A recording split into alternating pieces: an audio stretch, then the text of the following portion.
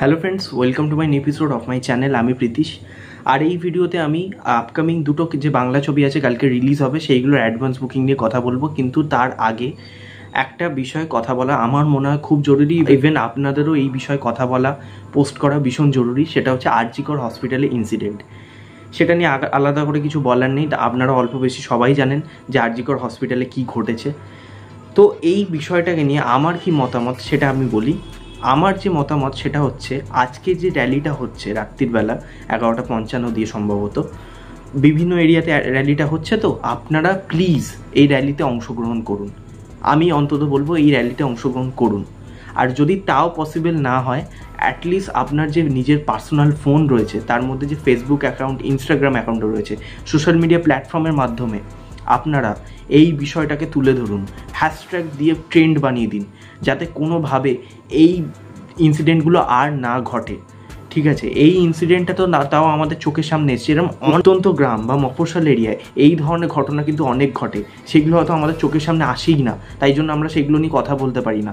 কিন্তু এই ধরনের ঘটনাটা ঘটার আগে যাতে যে মানুষরূপী শয়তানগুলো রয়েছে তাদের যাতে পুরো একেবারে আত্মা কেঁপে ওঠে, এরকম শাস্তি হওয়া উচিত। এই ঘটনাটার কেন্দ্র করে আমি বলবো যে এই যে দোষীরা যারা রয়েছে তাদের এমন শাস্তি হওয়া উচিত।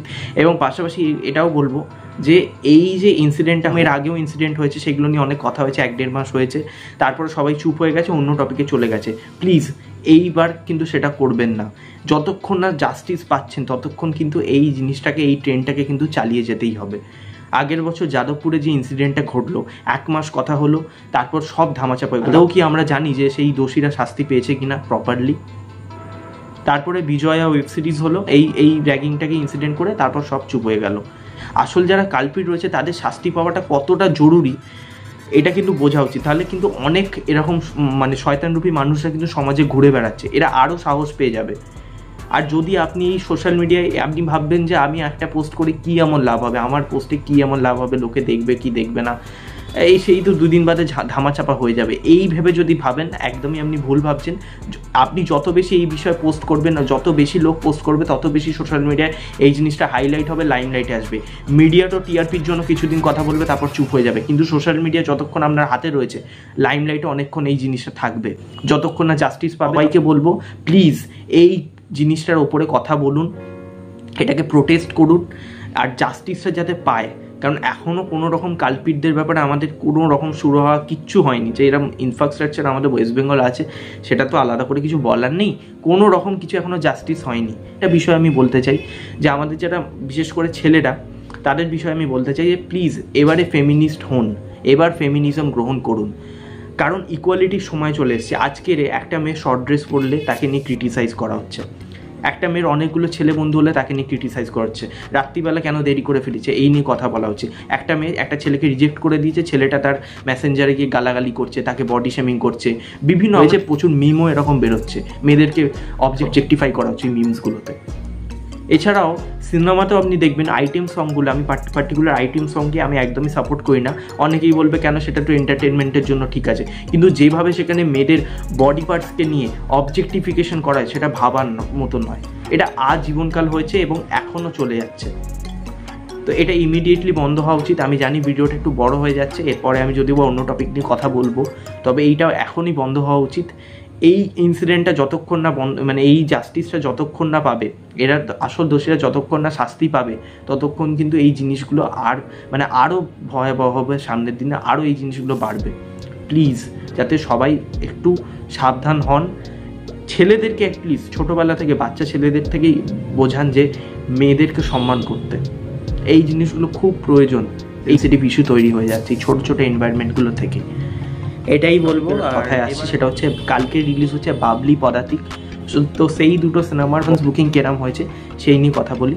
তো বেশি ইন্টারেস্টেড আছে লোকে দেখার জন্য, তো সেখানে কিন্তু বাবলি পদাতিকের তুলনায় বেশি ইন্টারেস্টেড ছিল দেখানো। বক্স অফিসেও অ্যাডভান্স বুকিংয়ে বেশ ভালো রিপোর্ট দিচ্ছে। ঠিক আছে। বাবলি কিন্তু প্রমোশন খুব বেশি হয়েছে, কলেজ, ইউনিভার্সিটি, বিভিন্ন মলে গিয়ে কিন্তু প্রমোশনটা খুব গ্রাউন্ড লেভেলে প্রমোশনটা খুব ভালো হয়েছে, কিন্তু পদাতিকের প্রমোশন সেই লেভেলের হয়নি। ট্রেলার ডেফিনেটলি ক্রিটিক্যালি অ্যাক্লেম হয়েছে, ভালো লোকে বলেছে, বাট সেরকম কিন্তু প্রমোশন হয়নি। দেখা যাক, এইগুলো তো ওয়ার্ড অফ মাউথের উইকেন্ড রয়েছে, রাখি বন্ধন রয়েছে, সেই সব দিনগুলোই কিন্তু এই সিনেমাটা হয়তো অন্য কিছু আমরা দেখতে পারি, পদাতিকের হয়তো কালেকশনটা বাড়তে পারে, কিন্তু আপাতত এখনও কিন্তু পদাতিকের অবস্থা খুব একটা ভালো না। বাবলি ডেফিনেটলি এগিয়ে রয়েছে। এবার আমি যদি বলি আপনাকে BookMyShow report, book my booking তোমাদের সামনে তুলে ধরছি। এটা অ্যাডভান্স বুকিং দেখো, নবীনা 4:20 শো প্রায় মানে ফিলিং ফার্স্ট অলমোস্ট ফুল হয়ে গেছে, মানে মনে হচ্ছে এই শোটা কিন্তু কালকের হাউসফুল যাবে, বেশ ভালো রেসপন্স। সিনেপলিস লেক মল 3:50 মোটামুটি রেসপন্স রয়েছে, খুব যে বলবো রেসপন্স রয়েছে তা নয়, তবে অলমোস্ট ফুল হয়ে যেতে পারে। আইনক্স সাউথ সিটি 4:55 শো, এটাও কিন্তু বেশ ভালো রেসপন্স, হাউসফুল হয়ে যাবে কালকেরই। পিভিআর ডায়মন্ড প্লাজা খুব ভালো রেসপন্স, বিকেল 5:05 শো, এটাও কিন্তু কালকেরই হাউসফুল হয়ে যাবে। SBS Cinemas Wood Square Mall Narendrapur 3:25 show, খুব ভালো রেসপন্স, এটাও কিন্তু কালকেরে হাউসফুল হয়ে যাবে যা বুকিং দেখছি, স্পট বুকিংও কিন্তু ভালো হবে।